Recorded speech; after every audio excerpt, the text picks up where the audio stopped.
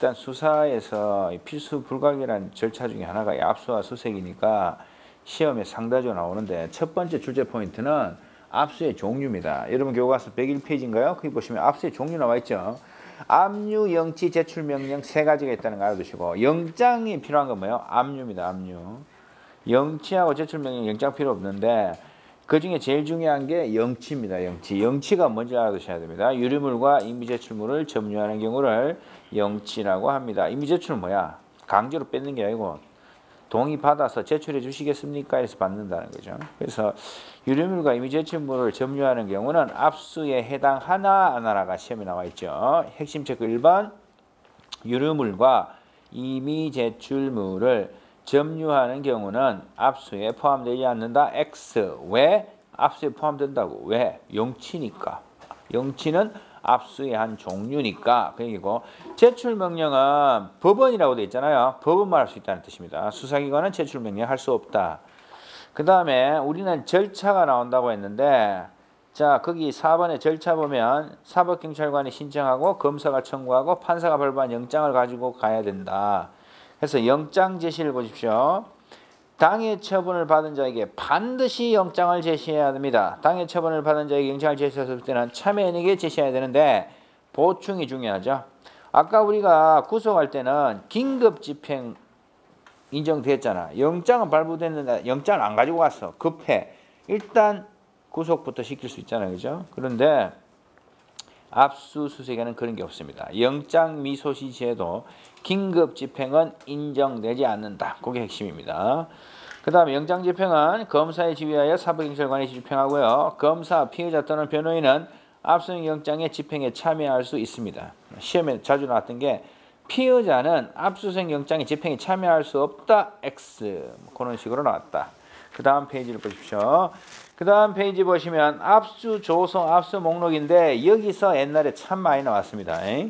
1번에 동그라미 1번 압수 후에는 압수 조서와 압수 목록을 작성하는데요.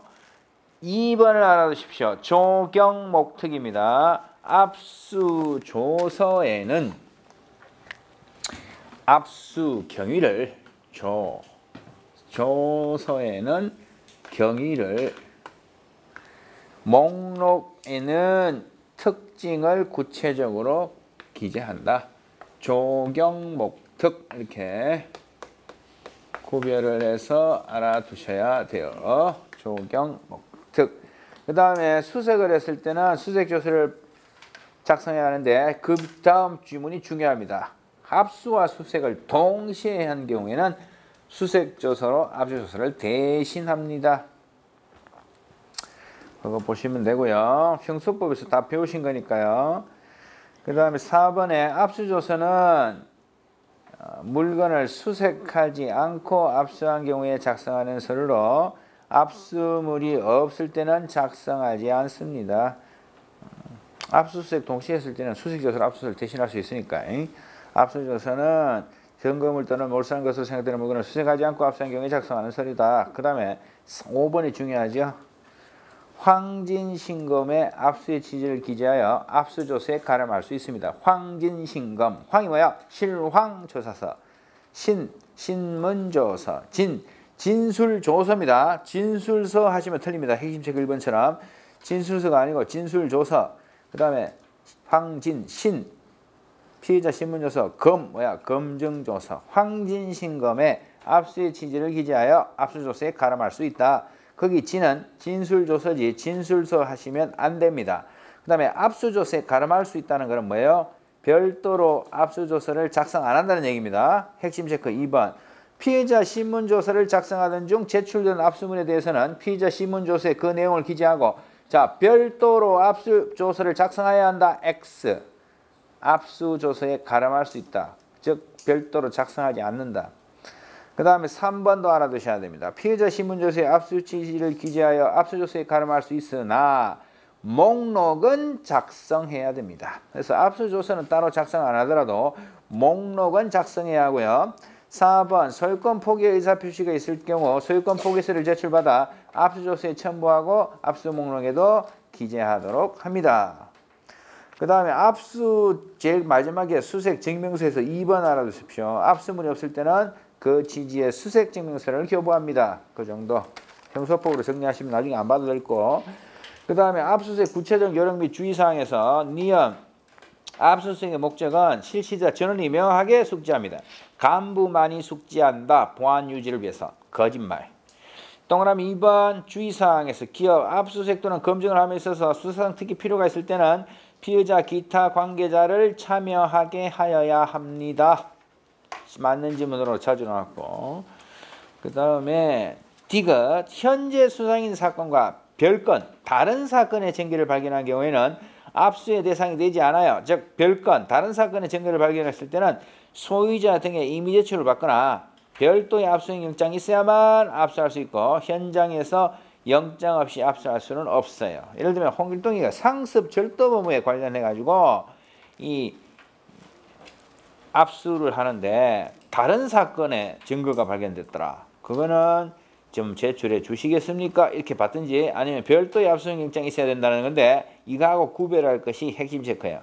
마약류 발견한 거는 달라요. 예를 들면 상습절도범 홍길동이를 압수수색하는데 마약이 발견됐단 말이야. 이거는 달라. 마약 소지 자체가 범죄가 되기 때문에 현행범인 체포 현장에서 바로 압수수색할 수 있다. 아시겠습니까? 여기서 핵심 체크는 디귿하고 다른 겁니다. 구별하라는 겁니다.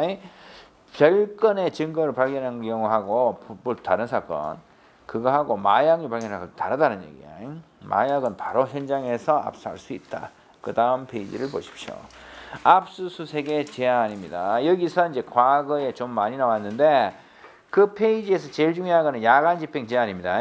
자, 일단 그거 보기 전에 앞에 우체물의 압수는 일반 피고 사건과 관계가 있다고 인정될 수 있는 것에 한정하여, 여기 핵심이고요. 뭐 우리 시험에 자주는 안 나왔는데 그 1번에 피고 사건과 관계가 있다고 인정할 수 있는 것에 한정하여 하는 거, 그게 핵심이고, 공무상 비밀 압수, 업무상 비밀에 관한 물건 압수, 군사상 비밀에 관한 장소에서의 압수는 굉장히 우리 시험에 자주 나왔습니다. 그래서 이거는 그냥 참고하십시오. 이거 외우라는 게 아니고 필수도 문제는 아니고 그냥 여러분들이 형소법 하시는 대로 하시면 되는데, 공공감의, 공무상 비밀 압수, 공, 소속 공무소, 공, 해당 감, 감독 감공수에 승낙이 있어야만 압수할 수 있고요. 단, 국가의 중대한 이걸 해야 하는 경우를 외에는 승낙을 거부하지 못해요. 공공감의. 그 다음에 업타공인데 업무상 비밀에 관한 물건 압수, 변호사나 의사 등 나온 사람들, 변호사, 의사 등 또는 종교의 직에 있거나 또는 이러한 직에 있는 자가 업무상 위탁을 받아 소지 보관하는 물건에서 타인의 비밀에 관한 것은 압수를 거부할 수 있는데, 다만 타인 대신에 본인에도 같습니다. 타인이나 본인이나 타인으로 시험에 나올 수도 있고 본인의 승낙이 있거나 이렇게 해도 되는데 상관없어요. 타인 또는 본인 뭐 상관없어, 똑같은 말입니다. 승낙이 있거나 중대한 공익상 필요가 있다고 인정될 때는 예외로 합니다. 즉 거부할 수 없다 이 말이죠. 업타공. 그 다음에 군책이, 군사상 비밀을 요하는 장소에서 압수, 그 책임자의 승낙이 있어야 압수가 가능하다. 책. 다만 책임자는 국가의 중대한 이익을 해야 하는 경우를 제외하고는 승낙을 거부하지 못해요. 자, 이것보다 더 중요한 것이 야간 집행의 제한입니다. 야간 하는 거는 이제 일출 전, 일몰 후, 해가 뜨기 전, 해가 진 후에는 별도의 야간 집행 영장이 있어야 합니다. X란 말이에요. 별도의 야간 집행 영장까지는 필요 없고 야간 집행을 할 수 있다는 기재가 있으면 돼요. 따라서 원칙을 보십시오. 일출 전, 일몰 후에는 압수수색 영장에 야간 집행을 할 수 있다는 기재가 없으면 그 영장을 집행하기 위하여 타인의 주거 등에 들어가지 못한다. 야간 집행을 할 수 있다는 기재가 압수수색 영장에 있어야 들어간다. 예외 보십시오. 다음에 해당하는 경우에는 야간에도 영장을 집행할 수 있습니다. 자, 도박, 기타, 풍속을 위하는 행위에 상용된다 인정 장소에는 언제나 영장을 집행할 수 있습니다. 언제나. 주로 도박이라든가 기타 풍속이 하는 거 성매매입니다. 주로 성매매. 그래서 이 불법 도박장이나 불법 성매매는 밤에 주로 이루어졌단 말이에요. 은밀하게. 그러니까 이런 것들은 당연히 집행할 수 있다는 얘기고, 별다른 기재가 없더라도, 야간에 기재할 수 있다는 기재가 없더라도 언제나 집행을 할 수 있는데, 여관이나 의무시정 기타 야간에 공중이 출입하는 장소는요 공개된 시간에 하랍니다. 그래서 핵심 체크 1번을 봐요. 여관, 음식점 등 공중이 출입할 수 있는 장소에는 언제나 집행이 가능하다면 틀려요. 여기는 언제나 들어가면 틀리는데 도박, 기타, 풍속을 해야 하는 행위 상등을 인정하는 장소에는 언제나 집행이 가능하다. 그거는 동그라미예요. 실제로 출제됐어 그렇게. 그거를 구별하시는 것이 출제 포인트다 이렇게 보시면 돼요. 그 다음 페이지 보면 당사자 등 참여 제한에서는 우리 시험에서 각광받는 게 거기 공무성 등 책임자의 참여하고 성년의 여자 참여. 그게 성년의 여자 참여가 제일 중요합니다. 자, 공무성 책임자 참여 보시면 공무소, 군사용의 항공기 또는 선차 내에서 책임자에게 참여할 것을 통지하여 압수수색 가능하다. 핵심이 뭐야? 책임자에게 참여할 걸 통지해야 돼요. 그래서 핵심 체크 보십시오. A 세무서를 압수수색 시 세무서 직원을 참여시키도 무방하다. X 책임자에게 참여할 것을 통지하지요. A 세무서장에게 참여할 것을 통지해야 된다. 이 얘기입니다. 그 다음에 성년의 여자 참여 보십시오. 여자의 신체에 대해서 두 가지로 여자의 신체에 대해서 수색을 할 때는 의사가 안 들어갑니다. 성년의 여자를 참여시켜야 한다 되는데 신체를 검사할 때는 의사가 들어가죠. 성년의 여자 또는 의사를 참여해야 돼. 의사가 여기 들어가면 틀린다 하는 거야. 그게 출제 포인트다 하는 거야. 신체를 수색할 때 성년의 여자를 참여하게 해야 한다. 신체를 검사할 때는 성년의 여자 또는 의사를 참여하게 해야 한다. 비교해서 알아두셔야 되고요. 그 다음에 관로 7번에 영장 없이 압수수색 검증할 수 있는 경우가 다른 교과서에 뭐라고 되어 있어요? 영장주의 예외다. 영장 없이 할 수 있는 경우.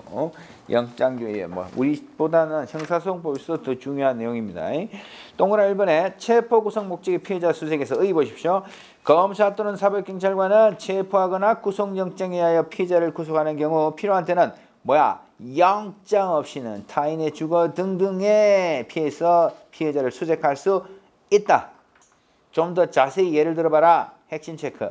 피해자가 그의 친구 K 집에 숨어 있는 경우 피해자에게 대한 구속영장만으로도 K의 집을 수색할 수 있어요. 검사 또는 사법경찰관님은.